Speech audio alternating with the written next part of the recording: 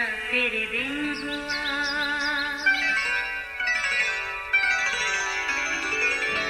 नया फिर दिन हुआ, पुरानी रात का करे सो शुक्र हम खुदा की जात का, खुदा की जात का नया फिर दिन हुआ।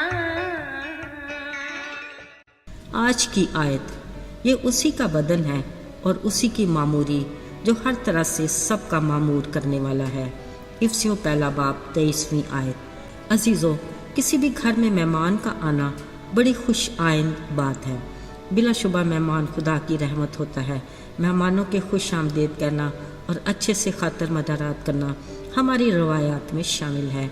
इसके लिए घर की ख़ास सफाई सुथराई और दीगर खाने के ख़ास इंतज़ामात किए जाते हैं, जिसमें छोटे बड़े सब अपना किरदार अदा करते हैं।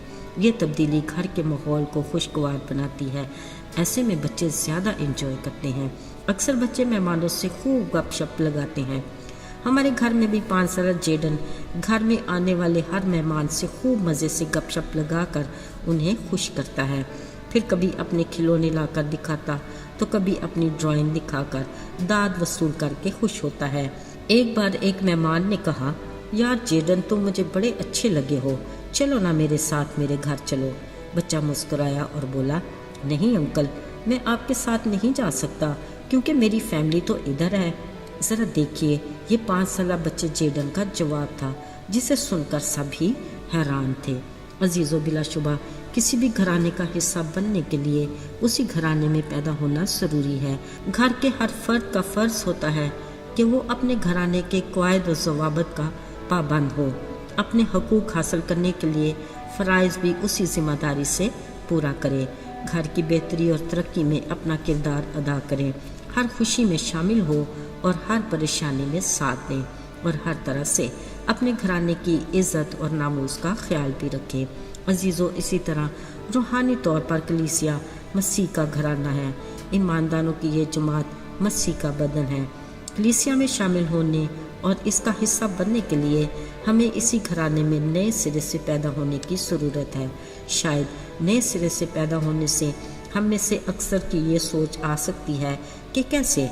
अजीज़ों, कलाम मुक़द्दस में लिखा है, अपने गुनाहों का इकरार करके यीशु के कुफारे पर ईमान रखें, फिर खुदा बाप, खुदा बेटे और रूह कुद्स का बपतिस्मा लेकर हम मसीह में नए सिरे से पैदा होते और उसके घराने में शामिल हो जाते हैं, और यहीं से हमारी रूहानी ज़िंदगी का आगाज़ भी होता है।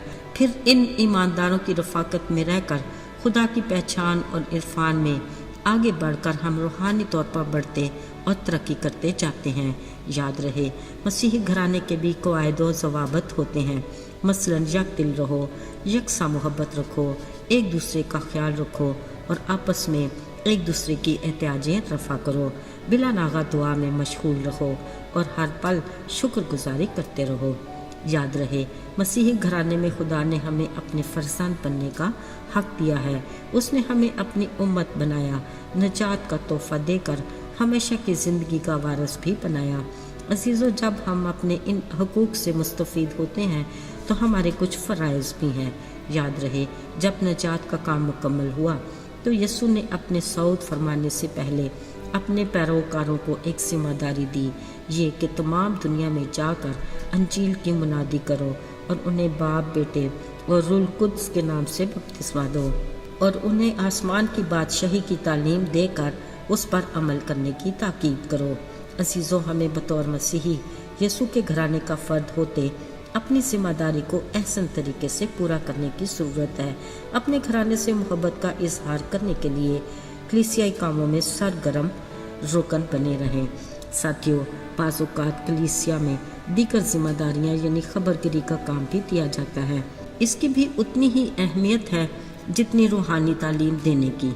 मसीही घराने के फ़र्द होने की हैसियत से हमें खुदा के घर में भरपूर ख्वाहिश और शौक़ से और वफ़ादारी से शुक्रगुजारी करते हुए जाना चाहिए, और रूह और सच्चाई से उसकी परस्तिश भी हमारे फ़राइज़ में शामिल हैं। यकीनन वो हमें कसरत की बरक़ात के साथ ताज़गी भी अता करेगा, जो हमारी रूहानी ज़िंदगी में बेदारी اور بحالی کے لیے بے حد ضروری ہے۔ ہمیں اپنے اس مسیحی گھرانے میں خدا باپ سے اپنی محبت کے اظہار کے لیے مستقل مزاجی اور شخصی رفاقت کو برقرار رکھنا بھی بے حد ضروری ہے۔